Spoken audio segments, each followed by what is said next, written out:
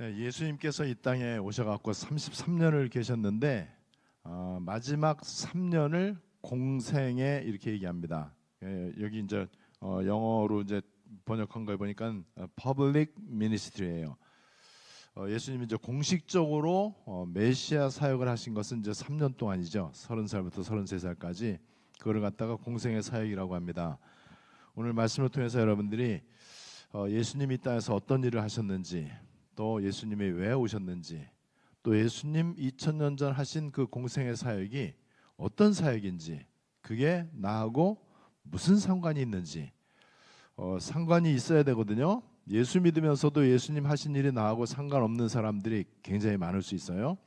오늘 그래서 약간 좀 단어가 어려운 단어들이 있기는 하지만은 여러분들 오늘 성령의 감동으로 말씀을 잘 깨닫게 되시기를 바랍니다. 여러분들이 일단 내가 구원받은 하나님의 자녀라면은 당연히 하나님과 소통이 늘 되어져야 돼요. 이건 너무나 당연한 것입니다.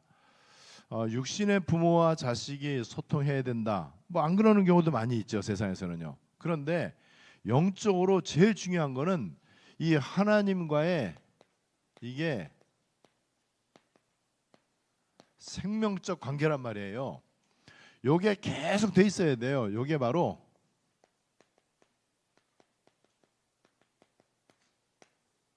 생명선이에요. 생명선. 하나님하고 생명선이 잘 이게 돼 있어야 돼요. 그러면은 다 끝납니다. 아무것도 문제되지 않아요. 왜 이제 신앙생활 하면서도 답답하고 확신이 없고 또 일이 뜻대로 안 되고 계속해서 실패가 나에게서 떠나지 않고 왜 그러느냐? 생명선에 문제가 있어요. 생명선이 제대로 연결이 이제 안 돼 있단 말이에요. 하나님하고 소통이 이제 끊어져 있단 말이죠. 이 생명선이 이게 바로 이제 기도잖아요, 기도. 근데 기도를 그냥 하는 기도가 아니고 24란 말이에요. 이러면은 하나님하고 이제 소통이 잘 되고 있잖아요. 하나님하고 소통이 잘 돼 있으면은 이것이 굉장히 즐겁고 행복하게 돼 있어요. 하나님이 그런 분이니까는 하나님을 열심히 제대로 믿으면은 인생이 재미없다 이렇게 생각하는 불신자들이 좀 있을 거예요. 예수 아주 잘 믿는 사람들은 뭔가 고리타분하다. 앞뒤 꽉 막힌 꽁생원 같다.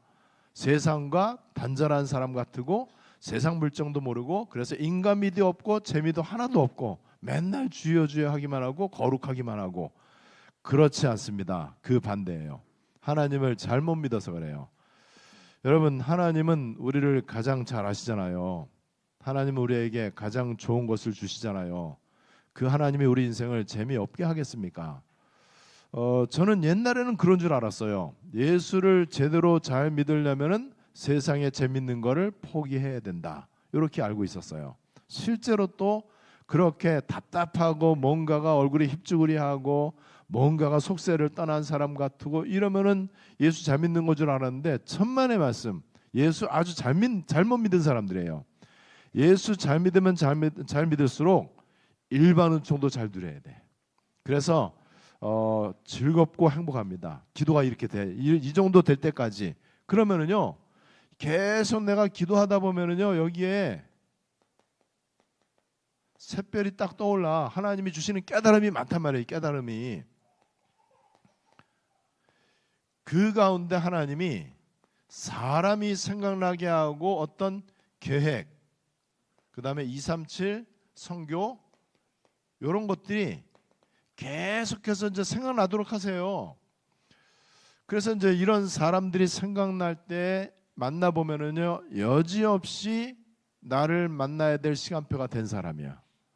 내가 그 사람한테 뭔가 해줄 말이 있는 거예요. 그 사람 이제 들어야 되고 이런 만남. 그다음에 계획도 이제 막 이렇게 된단 말이에요. 그래서 우리 여기 와 계신 우리 교회 다른 교회 이제 다니시는데 윤 집사님이 계속 기도하다가 내가 휴가를 내고 안디옥 교회를 한번 가야 되겠다. 기도하다가 샛별이 떠오른 거예요. 그래서 같이 이제 지금 식사하고 이제 포럼하고 그 잠깐 동안의 만남이지만은 굉장히 중요한 하나님의 계획이 이제 발견된단 말이에요. 제가 계속 기도 24를 하면서 어떤 생각이 떠올랐냐면은 작년부터 안드레이 목사님이 계속해서 산업인이 많은데 산업인 메시지 좀 달라. 근데 메시지 줘도 요약만 해놔갖고 무슨 말인지 모르잖아요. 그 산업 메시지가 지금 50개가 있는데 50개 줘봐야 줬는데 뭐 러시아 말로 번역해갖고 줘도 뭔 말인지 모른단 말이에요. 이걸 어떻게 하나. 그렇다고 내가 50개를 강의를 할 수도 없고 이 사람 앉혀놓고 할 수도 없고. 그러다가 떠오른 게 내가 산업선교를 하면 되겠구나. 1강부터 하면서 줌으로 하고 러시아 통역으로 하고 이렇게 해야 되겠다. 샛별이 떠오른 거예요. 여러분 계속해서 기도 24 가운데 하나님하고 이렇게 잘 소통하잖아요. 그러면 하나님이 기뻐하시는 계획을 잘 붙잡을 수 있어요. 그리고 내가 지금 하고 있는 업도 하나님이 기뻐하시는 쪽으로 인도를 잘 받을 수 있습니다. 그러니까는 이게 너무 중요하잖아요. 이게 생명선이 잘 연결이 돼 있으니까는 생명에 관계되어 있는 일들이 이제 계속 되는 거예요.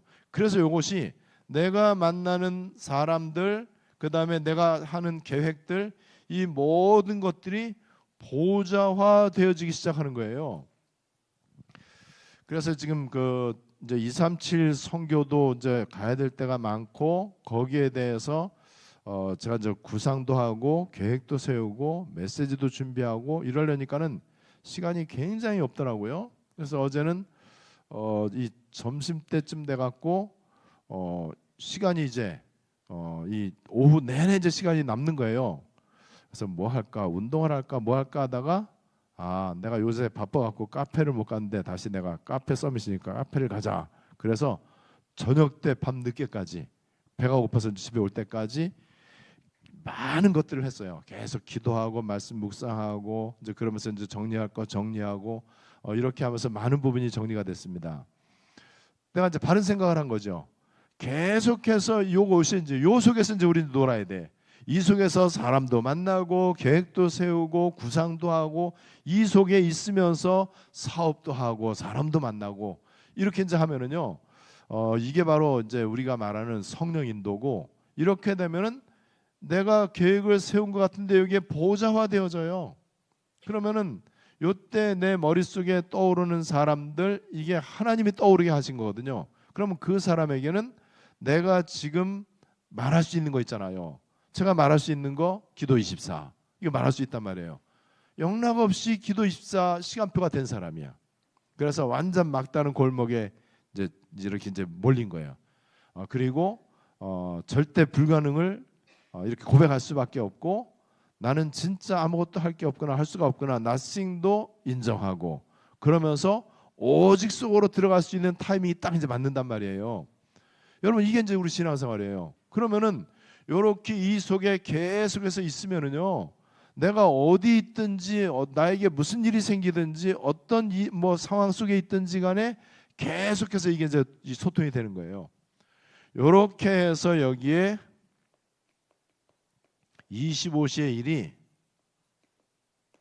하나님 나라의 일로 일어나는데 하나님 나라의 일은 무조건 전도 선교입니다. 그리고 이것이 이제 237 이렇게 이제 연결이 이제 5천 종족으로 이제 연결이 되어진단 말이죠. 자연스럽게 이렇게 이제 되어져요. 자, 이 부분을 가장 잘한 사람이 바울 사도예요. 그리고 시대마다 하나님이 불러갖고 쓰신 사람들 있잖아요. 이 사람들의 특징이 전부 다 이 속에 이제 있었던 사람들이에요.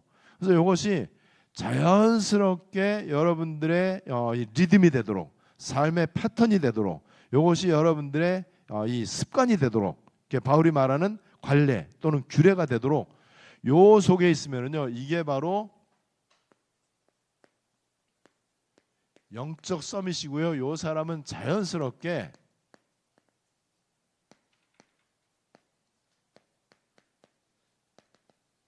요 속에 딱 들어가는 거예요. 아주 자연스럽게 되어집니다.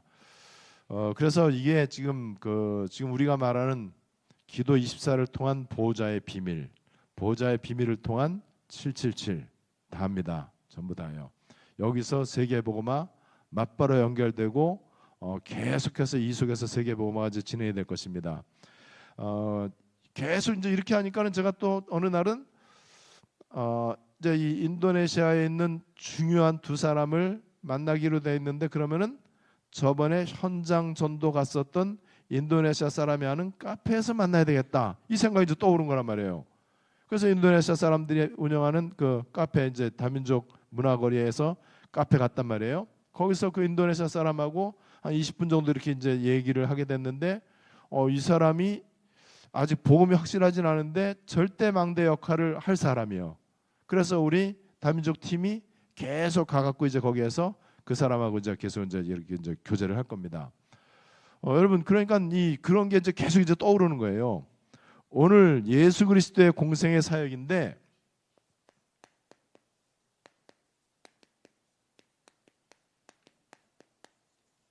예수 그리스도의 공생의 사역, 우리 모든 것의 모델입니다.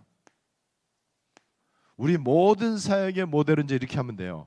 그래서 예수님은 오늘 이제 우리가 한 7가지 정도 좀 살펴볼 건데, 일단 일꾼을 부르는데 소수 정예. 이 정예는 이제 엘리트라고 이제 봐도 돼요. 우리 주님이 부르시는 일꾼은 다수가 아닙니다. 어중이 떠중이 많은 사람 끌어막아갖고 뭐 군중 집회, 대중 집회 하는 게 아니에요. 우리 뭐 여러분들 많이 제가 얘기했잖아요. 예수님의 중요한 사역의 특징 가운데 하나가 수많은 사람들 많고 페스티벌적으로 이제 이렇게 합니다. 굉장히 막 기적 일으키고, 그다음 오병이어 기적 일으키고, 이렇게 하면서 페스티벌 성격을 띠지만은 그 가운데 예수님은요, 먹는 거 좋아하는 사람은 떡 먹고 그냥 나가 떨어지도록, 페스티벌 좋아하고 병고침 맞는 거 좋아하고 뭔가 기적이라든지 뭐 이런 거, 또 자기 동기 충족 이런 거 좋아하는 사람들은 그거 해줘요. 해주는데 그냥 그 사람들은 다시 제갈길로 가는 거예요. 거기에 우리 주님은 관심이 많지 않습니다. 그 가운데에 오직 예수할 사람, 요 사람 소수를 마놓고 따로 제자 훈련을 시킵니다. 예수님의 방법이에요. 그래서 이 제자는요, 일단 마태복음 16장 13절로 16절 요 고백을 이제 제대로 해야 돼요. 신앙 고백을 이제 제대로, 예수가 그리스도 되심을 해야 되죠. 그리고 사도행전 9장 10절로 22절 말씀처럼 이제 제대로 이제 고백을 했다면은 예수가 진짜 그리스도구나, 이거를 체험해야 돼요. 바울이 다메섹 도상에서 부활하신 예수님 만나면서 한 번 체험했는데 끝까지 가잖아요. 신비 체험이 아니에요. 감각적인 체험이 아니에요. 제대로 부활하신 주님을 만나버린 거예요. 그리스도로 제대로 끝을 냈죠. 이때부터 바울은 헷갈리거나 망설이는 경우가 한 번도 없어. 끝까지 생명 걸고 가잖아요. 이런 체험을 우리가 이제 해야 돼요. 이게 이제 진짜 일꾼의 이제 특징이죠. 그리고 골로새 성경 1장 26절로 2장 3절에 보면은요, 하나님의 비밀이 그리스도고 그리스도 그 안에는 모든 게 다 있다. 요거를 제대로 이제 발견한 거예요. 뭘 발견했냐? 하나님의 비밀은 그리스도다. 그런데 그리스도 그 안에 모든 거 다 있다. 그래서 빌립보 4장 10절로 13절에 배고파도 괜찮고 배불러도 괜찮고 모든 일에 내가 일체의 비결을 배웠고 자족하기를 배웠다. 비결과 자족, 요게 딱 되어진 거예요. 그래서 이게 이제 누림이죠. 영향받지 않는, 비결이 있으니까 영향 안 받죠. 자족하니까 스스로 만족해요. 뭔가 외부적인 조건이 채워져서 만족하는 게 아니고 스스로 그냥 나는 내 안에 계신 그리스도 때문에 만족해요. 요게 일꾼의 특징입니다. 그리고 예수님의 방법은 사람이죠. 사람. 하나님이 원하시는 사람, 하나님 마음에 합한 사람. 사도행전 13장 22절 말씀처럼. 그리고 예수님의 중요한 사역의 원리는 동거와 합숙이에요. 그래서 우리가 합숙 훈련을 받는 거죠. 그래서 금토일 시대 아이들이 와갖고 교회 와갖고 함께 동거하고 컨테이너에서 자기도 하고, 또 미션홈 우리 아니면 교사 선생님들 집에서 이렇게 함께 밤에 함께 음식 나누고 포럼하고 이렇게 함께 이제 동거하기도 하고, 우리가 이제 ARC 수련회를 한다, 이게 다 합숙이고 이게 다 이제 동거란 말이에요. 그래서 마태복음 1장 21절로 23절에 예수님이 구원자로 오셨고 우리와 임마누엘로, 이렇게 오신 거죠. 임마누엘이 이제 돈 거죠. 그리고 마가복음 3장 13절로 15절에 예수가 우리를 부른 것은 함께 있기 위함이요 나가서 전도도 하며 귀신을 내어 쫓는 권세도 있게 하려 하심이라. 마태복음 18장 18절로 20절에 보면은요, 두세 사람이 내 이름으로 모인 곳에는 나도 그들 중에 있느니라. 우리 주님은 함께 하시기를 원하십니다. 그래서 직접 제자들과 함께 잠자고 함께 음식 나누고 함께 사역하고 이거를 예수님이 직접 모범을 보이셨어요. 그리고 철저하게 예수님은 현장에서 현장 체험을 하는 거죠. 현장 세상이죠. 이 현장에 마태복음 9장 35절로 38절에 보니까는요, 여기에 우리 하나님의 탄식이 있죠. 왜 탄식이 있느냐? 목자 없는 양과 같이 너무나 많은 사람들이 방황해요. 왜 탄식했냐? 추수할 일꾼이 없어요. 추수할 것이 너무나 널려 있는데 현장 가면 완전 밭인데 복음 전하는 사람이 없단 말이죠. 이 현장에 대해서 어떤 마음을 가져야 되느냐? 사도행전 17장 16절에 보니까는요, 바울이 아테네에 우상이 가득한 걸 보고 마음에 격분이 일어났다고 그랬어요. 고린도후서 7장 10절에 보니까는 세상 것 내 것 때문에 염려하는 게 아니고 하나님 뜻대로 하는 근심은 후회할 것이 없다. 이 근심을 우리가 할 수 있어야 돼요. 그리고 현장에서 말씀과 기도, 내가 말씀 받은 거 기도했던 게 현장에서 확인돼야 돼요. 현장 가보니까는 맞구나라는 걸 확인해야 돼요. 그게 현장이죠, 철저하게. 그리고 현장에 하나님은 현장의 모든 것을 준비해놨습니다. 제가 두리안 과일을 좋아하는 것은 나를 아는 사람이면 다 알아요. 그리고 제가 이건 별거는 아니지만은 자부하건대 다락방의 원조는 접니다. 다른 사람들 다 지들이 원조라고 하는 사람들 많은데 난 다락방 하기 훨씬 전부터 저는 두리안에 탐난 사람이에요. 현장 가니까는 두리안이 있어. 현장에 다 있어요. 현장 가면은 뭐든지 다 있습니다. 여러분들이 선교지에 가면은요, 여러분들의 여행에 대한 욕구, 먹는 거, 볼 거, 즐길 거, 그런 거에 대한 욕구, 비행기, 이런저런 어떤 외국 문화 이런 거에 대한 모든 게 다 충족이 돼. 그런데 그거 다 합친 것보다 더 큰 기쁨은 선교지에서 일어나는 25시일이에요. 여러분, 그러니까 이 현장에 모든 게 다 있다는 것을 안다면은요, 우리의 모든 관심이 현장에 가 있어야 돼요. 특별히 다민족들이 바글바글, 그야말로 바글바글이야. 토요일이나 주일날 가면 아마 걸을 수가 없을 정도로 차 없는 거리인데 사람이 꽉꽉 차 있어요. 거기다가 또 그 처음에 갔을 때는 또 비까지 왔는데 아이고 우산 쓰고 사람 많고 얼마나 복잡한지요. 근데 굉장히 기분이 좋은 거예요. 다민족들 틈에 내가 그냥 구경 간 게 아니잖아요. 다민족에 대한 이 언약이 있으니까는. 여러분, 현장에 모든 게 다 준비되어 있다는 사실, 예수님은 직접 모범을 보이셨습니다. 말로만 한 게 아니고 직접 모범을 보이신 거예요. 그래서 마가복음 1장 35절 새벽 아직 날이 밝기도 전에 예수님께서 새벽에 이제 기도하셨다. 한적한 곳에 가서 기도하셨다. 새벽 기도. 저는 옛날보다 지금 새벽 기도를 어느 정도 좋아하냐? 제가 지방에 갈 때가 있고 또 새벽 예배를 다른 데서 이제 해야만 될 때가 있어요. 언제든지 저는 첫 번째 챙기는 게 새벽 예배 할 도구를 챙깁니다. 노트북하고 이런 거 챙겨요. 그런 이제 기도 수첩 요 조그만 책인데 부담된다 그러면 하나 쭉 찢어 갖고 가요. 그날 거. 저번엔 다른 걸 찢어 갖고 가고 한번 눈치채셨죠? 내하고 전혀 관계없는 거 있잖아요. 그 전주 거를 내가 찢어간 거예요. 보니까는 딱 펼쳐놨는데 원래 예습을 좀 해야 되는 건데 그날따라 안 했어요. 되게 바빠갖고 대구 갔다가 이렇게 하느냐고. 근데 어쨌든 새벽 예배를 저는 너무너무 좋아해요. 제가 새벽 예배를 전에는 안 좋아했어요. 그러니까 새벽 예배 역사가 안 일어나. 근데 제가 새벽 예배를 좋아하니까는요, 새벽 예배가 너무 이 영적으로 막 살아나는 거예요. 제가 현장을 좋아하고 기도하는 거를 좋아하니까는요, 교인들이 살잖아요. 그럼 제가 사니까는 이게 이제 모범이에요. 전에는 제가 솔직히 그런 게 좀 약했던 거예요. 그냥 메시지만 뭐 이렇게 이제 뭐 잘 준비해서 했을 뿐이지. 여러분, 예수님이 직접 이렇게 이제 하신 거예요. 그래서 마태복음 4장 19절에 나를 따라오너라. 내가 너희로 사람 낚는 어부가 되게 하리라. 나를, 예수님을 따라가니까는 사람 낚는 어부가 되는 거예요. 사람 낚는 어부, 사람 낚는 법을 잘 가르쳐주는 사람을 따라가는 게 아니에요. 예수님 따라가면은요, 사람을 잘 낚을 수가 있어요.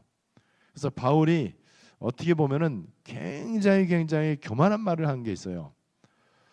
이 아그리빠 왕과 베스도 총독 앞에서 바울이 얘기합니다.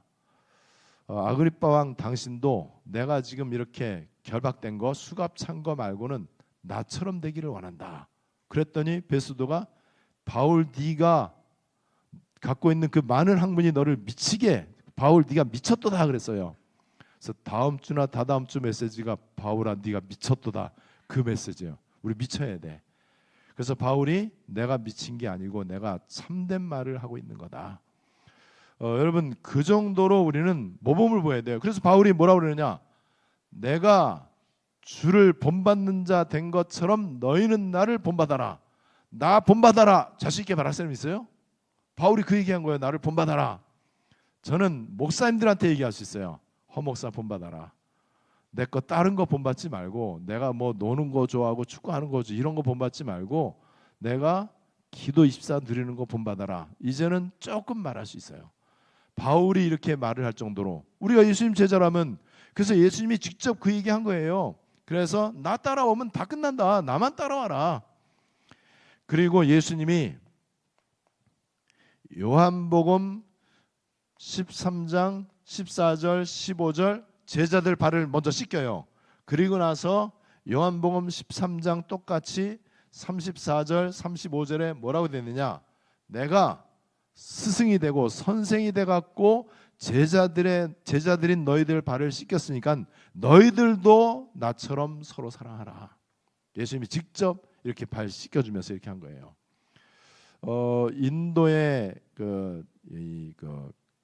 콜카타라는 거기 신학교에 가서 이제 강의를 하는데, 강의하기 전에 얼마나 민망한지요. 우리가 가는데 막 꽃가루 막 뿌려주고 뭐 난리가 났어요. 너무너무 좀 춤추고 좀 환영해주고, 그러더니 앉으라고 해놓고 세숫대 쫙 갖고 오더니 발 닦아주는데 얼마나 민망한지요. 발 냄새나는 사람들 곤란하겠어. 이 사람들이 이제 세족식을 이렇게 해주는데 너무 송구하고 너무 미안하고 막 그러더라고요. 예수님이 창조주 하나님이신데 직접 허리를 숙이고 수건을 옆에 매달고 이렇게 제자들 발을 씻기십니다. 그러면서 내가 너희에게 한 것처럼 너희도 서로 사랑하라. 요한복음 13장 34절 35절이에요. 직접 모범을 보이셨습니다. 자, 그리고 예수님의 사역의 절정, 십자가입니다. 그래서 예수님이 십자가를 이제 얘기하면서 너네들도 십자가 져라. 아무든지 나를 따라오려거든 자기를 부인하고 날마다 자기 십자가를 지고 나를 쫓을 것이니라. 사람이 목숨을 잃으면은 천하를 얻고도 목숨을 잃으면 무엇이 유익하냐. 그래서 목숨을 잃고자 하는 자는 얻을 것이요 얻고자 하는 잃을 것이다. 자기를 부인하고 자기 십자가를 지고, 이 nothing이 얼마나 좋은 단어인지. 전에는 이거 되게 나쁜 단어잖아요. 그런데 이렇게 해갖고 오직이 된다는 사실, 이게 십자가입니다. 그래서 갈라디아서 2장 20절 내가 그리스도와 함께 십자가에 못 박혔나니, 그러니까 십자가가 이게 예수 사건인데 내 사건이 된단 말이죠. 그리고 요한복음 19장 30절 예수께서 다 이루었다라고 십자가에서 선포하셨고, 그래서 바울은 사도행전 20장 24절에 보니까는요, 바울이 중요한 고백을 하잖아요. 내가 달려갈 길과 주 예수께 받은 사명 곧 하나님의 은혜의 복음을 증언하는 일을 마치려 하면은 나의 생명을 조금도 귀한 것으로 여기지 아니하노라. 십자가의 비밀을 제대로 알고 있는 사람이죠.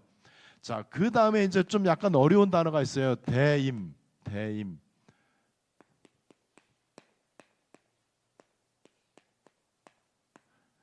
거기 우리 그 주보에는 영어로 college administration, 진짜 이거는 우리 에스더식의 콩글리시식으로 이렇게 영어를 해놨는데 대임이 대학교 행정 college administration, 너무 웃기지도 않은, 어쨌든 대임은 뭐냐면은요, 대신 임무를 수행한다. 이제 대사, 엠베서더하고 이제 비슷한 단어죠. 그래서 대임 그러면은 예를 들어서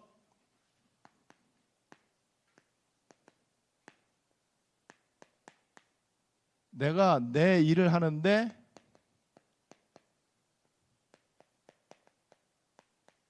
예수님 대신 이렇게 이제 임무를 한다. 아니면 뭐 이 그 in place도 이제 영어로 같은 수거죠. instead of나 in place. 예수님 대신 내가 임무를 수행한다. 이 대임이에요. 그러니까 예수님이 우리에게 이 정권 대사의 일을 이제 맡기셨죠. 그래서 예를 들면은 사도행전 9장 4절에 보면요, 이렇게 얘기하잖아요. 지금 다메섹으로 예수 믿는 사람들을 체포하러 가는 그 바울에게 부활하신 주님이 나타났고 뭐라고 얘기하죠? 사울아 사울아 네가 왜 나를 핍박하냐? 예수 믿는 사람을 핍박하는 게 예수를 핍박하는 거예요. 이제 그 얘기예요. 그게 이제 대임입니다. 그러니까는 이 마태복음, 여기도 이제 우리가 잘 아는 말씀인데 마태복음 10장 40절로 42절에 보면은요, 뭐라고 돼 있냐면은 여러분들 이제 잘 아시는 내용이죠. 너희를 영접하는 자는 나를 영접하는 것이요, 나를 영접하는 자는 나 보내신 이를 영접하는 것이요, 너희가 선지자 이름으로 사람을 대접하면 선지자상을 받을 것이고 의인의 이름으로 대접하면 의인의 상을 받을 것이고, 너희가 제자의 이름으로 작은 소자에게 냉수 한 그릇도 준다면은 결단코 상을 잃지 않을 것이다. 그게 뭐죠? 선지자의 이름으로, 의인의 이름으로, 제자의 이름으로. 그렇게 했는데 우리가 선지자의 상을 받고 의인의 상을 받고, 그래서 우리가 예수 이름으로 하는 것은, 내가 사역하는 것은 냉수 한 그릇 별거 아닌 것도 결단코 상을 잃지 않을 것이다. 이게 이제 대임이에요. 그래서 마가복음 16장 15절로 20절에 보니까는 주께서 함께 역사하사 그 따르는 표적으로 내가 사역하러 갔는데 주님이 역사하는 게 돼. 이게 이제 대임이라는 거죠. 그리고 고린도후서 6장 1절에 보면은 우리가 하나님과 함께 일하는 자로서 너희를 권하노니 하나님의 은혜를 헛되이 받지 말라. 여러분들 이 성경구절 구절 아시잖아요. 내가 사역하는 게 아니고 주님이 사역하시는 거예요. 주님이 사역하는 것을 내가 대신하는 거예요. 대신 사역한다 그래서 대임 그랬어요.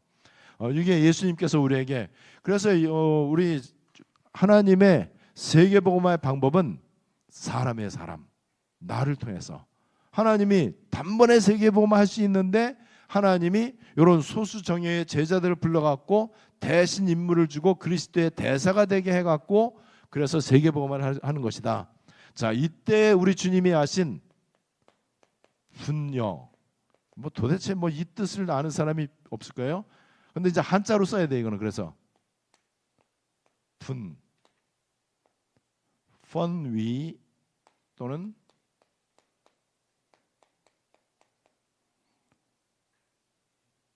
이게 더 어렵죠. 나누어서, 더불어서 나누어 준다.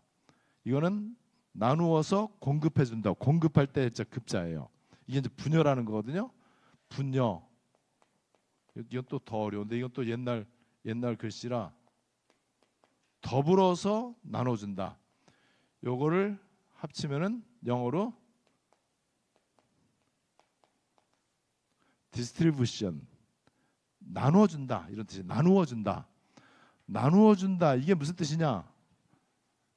시공초월, 시공초월. 전에는 시공초월인 줄 몰랐는데 지금은 이제 제가 시공초월인 줄 알아요. 이거를요. 나누어 준다. 그래서 시공초월로 함께 하신다. 그러면 보세요.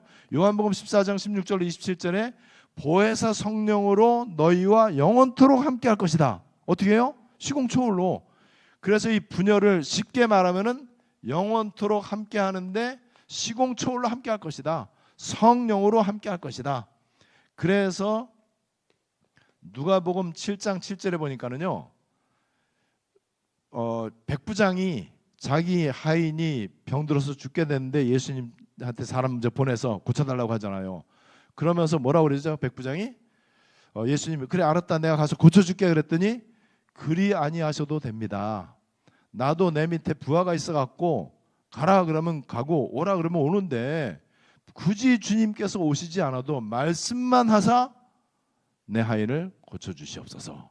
말씀만 하셔도 시공초월로 우리 주님은 함께 하실 것을 믿습니다. 굉장한 믿음이죠. 이 백부장은 777 화요집회 가지도 않았는데 777 우리도 더 제대로 알고 있는 거예요. 이게 분여입니다. 그냥 분여 그러면 좀 어려운데 영어로 말하면 디스트리뷰션, 나누어준다. 이제 이렇게 이제 진열해준다 이런 건데 시공초월로 하나님이 함께 계신다. 이렇게 되면 이제 이해가 좀 잘 되시죠. 그래서 마태복음 오늘 읽은 28장 20절에 볼지어다 내가 세상 끝날까지 너희와 항상 함께 있으리라. 어떻게 해요? 시공을 초월해서 보호자의 비밀을 가지고 그리고 전무후무한 응답과 보호자의 능력으로 이렇게 함께 할 것이다. 이게 예수님 공생의 사역의 7가지 요약이에요. 요거는 우리 다락방 전유물은 아니고 일반 신학자들이 정리를 한 내용입니다. 그런데 이거를 다락방식으로 해석을 했어요. 해석한 거를 제가 좀 더 성경 구절을 다 찾아보면서 정리를 했습니다. 예수님의 이 사역대로 우리는 사역을 하면 됩니다. 그럼 여기 공통점이 뭐냐? 내가 하는 게 하나도 없어. 나는 그냥 고백만 제대로 하면 돼.